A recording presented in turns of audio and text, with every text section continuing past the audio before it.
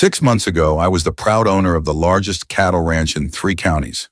Today, I'm standing where my front porch used to be, holding foreclosure notices for a dozen luxury homes that once belonged to the people who tried to steal my land. The cold wind whistles through empty fence posts where my grandfather's oak trees once stood, carrying the bitter scent of diesel from the machines that tore everything down. The irony isn't lost on me. They thought they could take 2,000 acres of my family's ranch through an illegal HOA sale. Instead, I ended up owning their mortgage companies. But when HOA President Clara Whitmore decided to play games with my family's legacy, she had no idea who she was up against. What would you do if someone stole your great-grandfather's homestead and poisoned your well to cover their tracks? Right now, Clara's living in a cramped apartment above the only subway in town, wondering how a quiet rancher turned her million-dollar empire into a federal crime scene. Leave a comment and tell me where you're watching from, because this story proves that the little guy can win when he understands how the system really works. Stick around, I'll show you exactly how to turn the tables on corruption using their own rules. My name is Jack Monroe, and I'm the third generation to work this land in Clearwater County, Montana. My grandfather bought these 2,000 acres in 1952 with his GI Bill money rolling hills, perfect for cattle, and a creek that never once ran dry. For 34 years, I've started every morning with coffee on the wraparound porch, listening to meadowlarks singing over the lowing of cattle. It's the kind of peace you can't buy anywhere else. The ranch had been struggling. Sure, the divorce 2 years back didn't help, and my 8-year-old daughter Ella only visits every other weekend, but our organic beef business was breaking even. We had loyal customers who cared about where their food came from. Things were steady until Clara Whitmore moved in next door. Picture this: a perfectly styled blonde bob, designer athletic wear that probably cost more than my monthly feed bill, and a spotless white BMW X5 that somehow never picked up any ranch dust. Clara and her tech exec husband, Ben, had cashed out of Austin after his company went public and decided that rural Montana was their personal playground. She crowned herself president of Clearwater Meadows Estates, a new subdivision of oversized mansions built on what used to be the Henderson family farm. The first time we met, she showed up unannounced on a Tuesday morning while I was feeding cattle. Her manicured nails tapped impatiently against my weathered fence post as she spoke. "Those feeding stations are an eyesore," she announced. "They're visible from our neighborhood and lowering our property values." I told her politely that my ranch had been here 70 years before her subdivision existed. I even offered to plant privacy trees if it bothered her that much. Her response: "Trees take too long to grow. You need to relocate your agricultural activities somewhere less visible." The woman had been in Montana for 3 months and was already trying to dictate how I ran my family's ranch. That was just the beginning. Over the next few weeks, Clara's complaints escalated from petty to outrageous. The HOA sent formal letters citing noise violations. Apparently, my roosters crowing at sunrise disturbed their beauty sleep. They complained to the county about unpleasant odors and undesirable wildlife drawn to my land. Every reasonable compromise I proposed got shot down. When I offered to move the roosters further from the property line, Clara responded with a cease and desist letter from some high-priced lawyer accusing my ranch of being an agricultural nuisance. Standing in my barn that day, reading that legal threat while her expensive perfume clashed with the honest smell of hay and leather, I realized this wasn't about property values or neighborhood aesthetics. This was about power and greed. Clara didn't just want to control her subdivision. She wanted my land. The wake-up call hit on a crisp October morning when I found survey crews on my land without permission. When I challenged them, they flashed paperwork claiming a 47-acre strip along our shared boundary actually belonged to the HOA common area. Clara appeared like she'd been waiting off stage, clutching a dubious 1978 survey that contradicted every document I'd ever seen. The worst part? My grandfather's original deed, the one proving the Monroe family owned every acre, had somehow vanished from the county records. "Paperwork gets misplaced over the decades," Clara said, with a smile that made my skin crawl. That's when I realized I wasn't dealing with a difficult neighbor. I was dealing with a predator. Clara didn't waste time. Within a week, the HOA filed an adverse possession claim on those 47 acres, citing community use for hiking trails. Turns out they'd been quietly maintaining paths and placing benches on my property for 2 years, sneaking in while I was in town for supplies. A judge granted a temporary restraining order, stopping me from removing their trails or benches. Overnight, I was barred from touching my own land. But Clara overplayed her hand. While digging into her filings, I learned Ben, her husband, owned the surveying company behind that convenient 1978 document. Late-night searches became my routine, coffee going cold beside the keyboard, until I found a state licensing board citation against the same firm for, you guessed it, fraudulent boundary work. First knowledge, nugget, adverse possession demands hostile, open, notorious, and continuous use. Secret trail upkeep while the owner's away isn't open and notorious, so it doesn't qualify. Clara kept pushing the pressure narrative. The local paper ran a glowing piece about the HOA's community beautification, complete with a photo of her and neighbors posing on their hiking trail across my grandfather's pasture. Then the anonymous threats started. A note tucked under my windshield. Sell or we'll make your life hell. The hardware store owner, an HOA resident, suddenly cut off my usual credit. The veterinarian who treated my herd for 15 years doubled ranch call fees overnight. It's remarkable how fast neighbors turn into strangers when money's on the line. Oh, I wasn't entirely alone. During one of my trips to the county clerk, elderly Eunice leaned over and whispered, "That woman's been in here a lot asking about old surveys." Elbow deep in dusty file boxes, paper raspy under my calloused fingers. I noticed a pattern. 3 longtime landowners near Clearwater Meadows had quietly sold to developers after facing similar legal heat. The bombshell: 6 months before filing adverse possession, Clara had requested copies of the Monroe deed.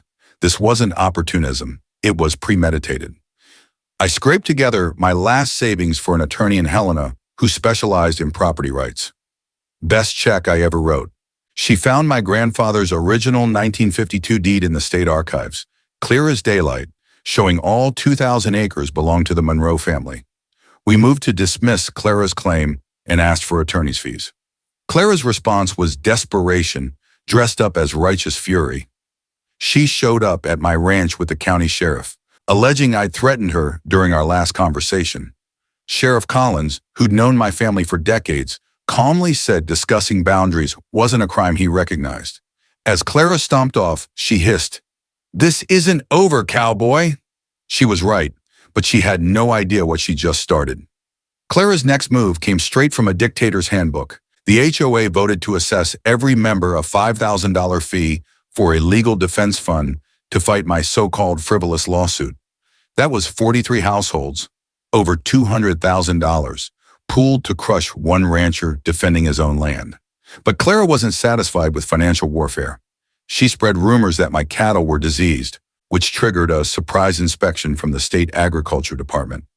My phone rang nonstop with calls from inspectors, while Ella asked why her dad seemed so worried. The herd was perfectly healthy, but the ordeal cost me a week of lost work and veterinary bills I couldn't afford. Then came nighttime sabotage that reeked of organized malice. Someone started cutting my fences under cover of darkness, letting cattle wander onto neighboring land. I'd wake to angry calls, spend hours rounding up confused livestock, and mend wire until my hands bled. Trail cameras told the truth. HOA members on ATVs slicing fences just to create cattle trespass incidents. The scent of freshly cut wire and diesel exhaust greeted me most mornings. Clara filed complaints about my inability to control livestock, and Sheriff Collins, pressured by his bosses, had to issue fines, $500 per incident, and the incidents kept multiplying. Second knowledge nugget: repeated fence cutting qualifies as criminal mischief. Once total damage tops $1,500, it becomes a felony. While gathering proof, I uncovered another twist. Ben had been flying drones over my property, claiming it was survey work. Trouble was, he didn't have a commercial drone license. One FAA complaint later, and the buzzing stopped cold. Still, Clara's financial chokehold tightened. The local bank president, also a resident of Clearwater Meadows, called in my ranch loan, demanding full repayment. The feed supplier refused deliveries unless I paid cash up front. My insurance company canceled liability coverage after anonymous complaints about unsafe conditions. Counting cash at my kitchen table, trying to stretch what little I had for feed. I felt the trap closing. Clara's plan was death by 1,000 cuts. She couldn't seize my land directly, so she'd force me to sell it.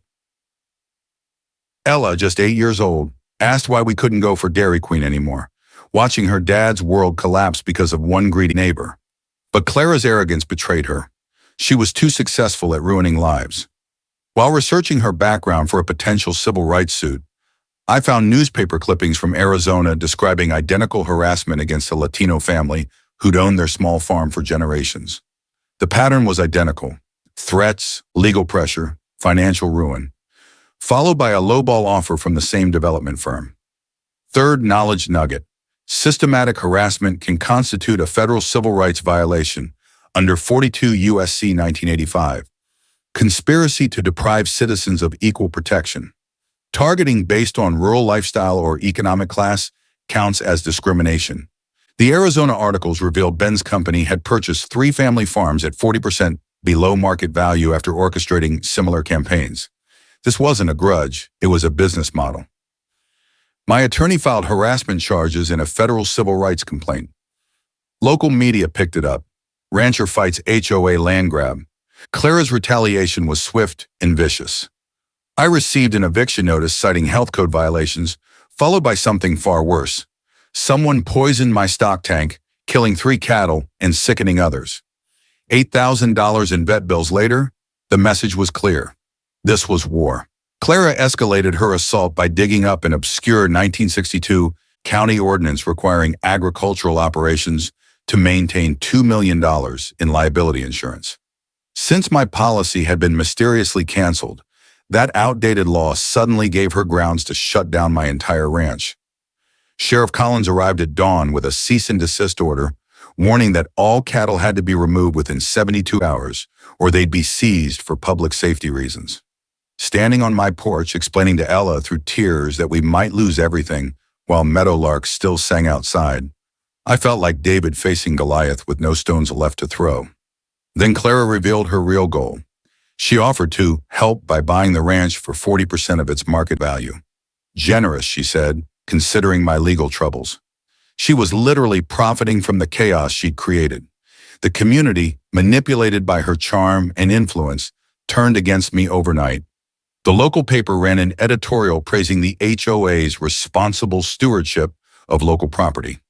At the next town council meeting, Clearwater Meadows residents packed the hall, demanding that my ranch be permanently closed. I sat in the back row, boots heavy on the floorboards, while old friends averted their eyes. Only Eunice whispered, "Keep digging, son." While researching that dusty 1962 law, I found the loophole that cracked her scheme wide open. The ordinance had originally targeted Native American ranching operations and was ruled unconstitutional in 1978. The repeal was never added to county records, but federal law still overrode it. Fourth knowledge nugget: discriminatory laws remain void even if they aren't formally repealed, and they can be struck down under the Equal Protection Clause. A civil rights lawyer in Billings took my case pro bono after recognizing the pattern of discrimination. During our investigation, another revelation surfaced like gold in a dry creek bed. Clearwater Meadows HOA had never legally incorporated. Clara had been collecting dues and issuing fines without any state authority. $340,000 in HOA accounts were, in reality, held in her personal bank. Fifth knowledge nugget: operating a fake HOA while collecting payments across state lines qualifies as wire fraud, a federal felony with a 20-year sentence. But Clara still wasn't done. My well water tested positive for industrial contaminants. The source: runoff from Clearwater Meadows construction sites, dumping waste directly into my aquifer. That environmental crime could shut down her entire development, and she knew it. Her panic showed when she offered me a $500,000 settlement if I'd sign an NDA and leave town. I played along while my attorney recorded every word. Clara thought she was buying silence. Instead, she was confessing to environmental violations on tape. The tide began to shift. The Regional Cattlemen's Association launched a legal defense fund in my name, and Ella's teacher organized a charity barbecue that filled the property with the smell of mesquite smoke in solidarity. For the first time in months, I wasn't fighting alone. But Ben made the fatal mistake that sealed their fate. He met me at the contaminated well, fittingly symbolic, to deliver one last threat. We know people who can make you disappear. My attorney had advised me to wear a wire. That single recording became federal evidence of witness intimidation. The next morning, someone shot out my ranch windows and left a dead coyote on the porch with a note reading, "You're next."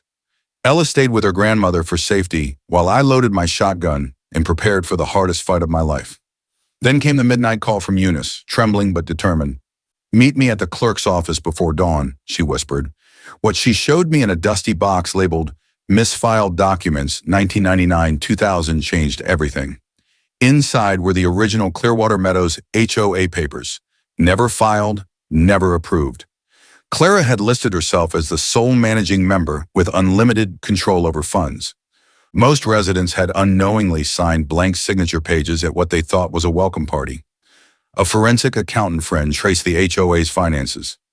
Of the $340,000 collected, only $50,000 went toward actual improvements. The rest, $290,000, was funneled into Ben's development company. Sixth knowledge nugget: embezzlement of HOA funds is a felony in nearly every state. The web of corruption went deeper. Clara's insurance claims against neighboring properties were fabricated, processed by her college roommate who worked as an adjuster. My cameras even captured HOA members staging fake damage for those claims. And the rot didn't stop there. The county commissioner who'd revived that 1962 ordinance, he'd received a $25,000 consulting fee from Ben's company. The judge who granted the restraining order against me owned shares in Clearwater Development, bought at insider rates. Seventh knowledge nugget: bribery and collusion among public officials can qualify for RICO prosecution, carrying up to 20 years. But the environmental cover-up would be their undoing. EPA testing proved that Clara's development had poisoned the entire township's water supply, 50 times above the legal contamination limit. She'd received environmental warnings months earlier and ignored them to save money. Cleanup costs were estimated at $2 million. Fully her responsibility. Intentional environmental pollution is a federal offense that can't be bargained away. Standing in that government office as sunlight crept across stacks of evidence, I realized her empire was crumbling. Every piece of her power, political, financial, and social, was built on lies and fraud.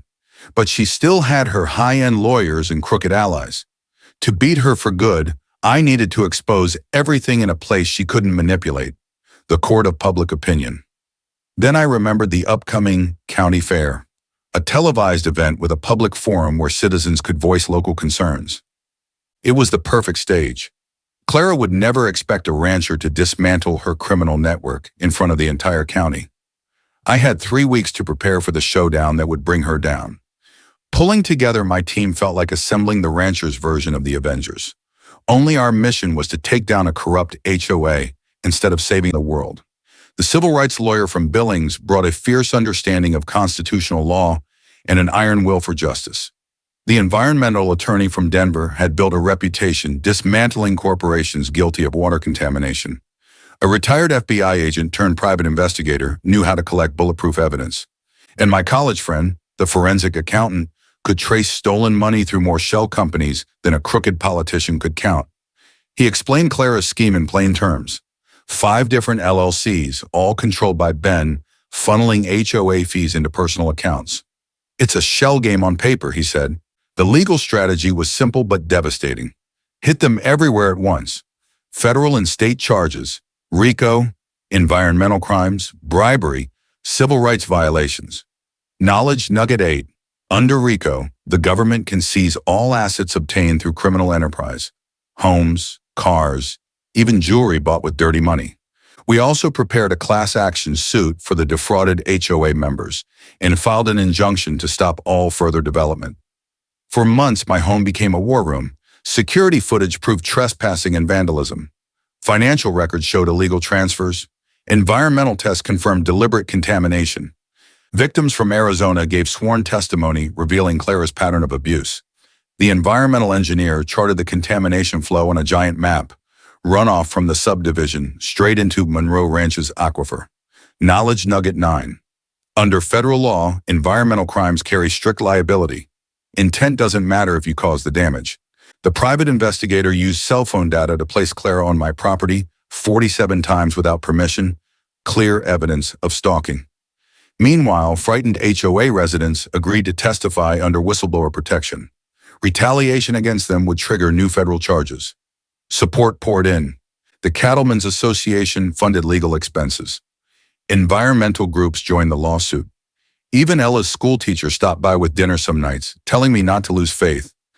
Ella herself helped me practice my speech for the county fair, reminding me to talk slowly, like on her school presentations. My kitchen became a sea of papers, evidence boards, and empty coffee cups. I was broke, exhausted, but determined. Every night I stared at the flicker of the desk lamp and told myself one thing: this ends in the light. A week before the fair, Clara caught wind of what was coming. Someone at the copy shop where I printed evidence packets tipped her off. That night, her husband broke into my attorney's office, caught on camera rifling through files. But local police claimed the footage was too blurry. Then came the smear campaign. Social media posts labeled me a deranged loner, obsessed with conspiracies. Clara launched a fake GoFundMe claiming she needed protection from her stalker neighbor, complete with staged photos of her pretending to cry. Online groups filled with her supporters demanded I be banned from the county fair. The threats came next, anonymous calls promising violence if I spoke publicly. Then Child Protective Services got an anonymous report that I was an unfit father. Clara had stooped to weaponizing my daughter against me. Her tactics reeked of desperation, but I was too close to stop now. She even convinced county commissioners to station armed guards at the fair, hoping intimidation would silence me. The day before the fair, she tried one last trick, filing a petition to have me declared mentally incompetent, complete with forged witness statements and doctored social media posts. The hearing was set deliberately for the day before my presentation. My ex-wife, secretly funded by Clara, filed for full custody of Ella that same day. It was a coordinated ambush designed to strip me of credibility and hope. The local paper joined the smear campaign, running a front-page story calling me a troubled rancher with a vendetta. That same day, a fake bomb threat was phoned into the fairgrounds. Blamed on me, of course. Still, I showed up, even when the bank foreclosed on my mortgage, only to find out later that Clara had bought my loan through one of her shell companies. I refused to back down. My attorney filed emergency injunctions, and the EPA froze all land transfers due to the contamination site. When Clara tried bribing my lawyer to withdraw, we recorded the offer as evidence of witness tampering. And when Ben repeated his earlier threat, "We know people who can make you disappear," I was wired again. The feds had enough to move. The night before the fair, gunshots shattered my windows, and a dead coyote appeared on my porch with a note, "You're next." I didn't sleep a second, but fear had burned away into resolve. The fairgrounds smelled of diesel, funnel cake, and justice. Hundreds packed the livestock pavilion for the live broadcast forum. Clara arrived first, flanked by private security, playing the victim. She took the microphone, voice trembling with practiced fear. "I've been terrorized by an unstable neighbor," she said, waving fake medical records and pretending to cry. The crowd murmured sympathetically. Her performance was flawless until my turn came. I stepped to the podium, took a breath, and said simply, "I'm going to show you documents. You decide what they mean." First slide, my grandfather's 1952 deed, crystal clear proof of ownership. Second slide, Clara's forged 1978 survey, signatures mismatched against county archives. The crowd stirred. "Forgery of government records is a felony," I said evenly. Then the next slide, bank statements showing $340,000 in HOA funds funneled into Clara's personal accounts.